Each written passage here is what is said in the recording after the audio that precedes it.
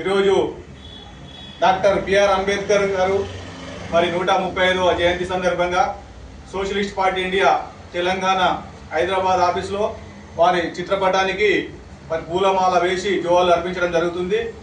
ఈరోజు మరి ఈ కార్యక్రమంలో సోషలిస్ట్ పార్టీ ఇండియా రాష్ట్ర అధ్యక్షురాలు గారు సుభద్ర రెడ్డి గారు, అలాగే నేషనల్ సెక్రటరీ గారు మన ఎంవి రమణ గారు, సోషలిస్టు మహిళా కన్వీనర్ లీలా గారు, మరి సోషలిస్ట్ యూత్ కన్వీనర్ ప్రవీణ్ గారుతో పాటు ఈరోజు ఈ కార్యక్రమంలో పాల్గొని పూలమాల వేసి జోహార్లు అర్పించి మరి ఆయన రాసిన రాజ్యాంగం ప్రకారం మరి 135 సంవత్సరాల నుంచి జయంతి సందర్భం జరుపుకుంటున్నాము. కానీ ఆయన రాసిన రాజ్యాంగం ఎవరు పాటించట్లేదు.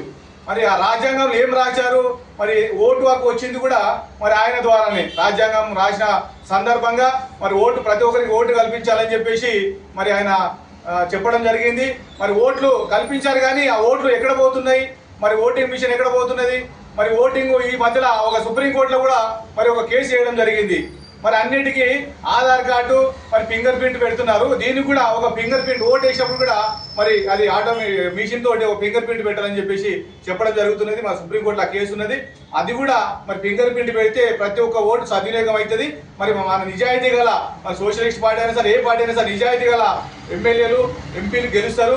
అలాగే మన సమాజాన్ని కాపాడే విధంగా మరి రేపు పొద్దున అవుతుందని చెప్పేసి మన రాజ్యాంగం రాశారు. కానీ ఆ రాజ్యాంగం అనేది అమలు అనేది కరెక్ట్ దిశలో అమలు అవ్వట్లేదు. మరి దానికి సంబంధించి ఈరోజు మనం మాట్లాడుకునేది ఏంటంటే, ప్రతి ఒక్క దేశంలో కానీ రాష్ట్రంలో కానీ ఈరోజు పాలన ఎక్కడ గాడి తప్పేసింది.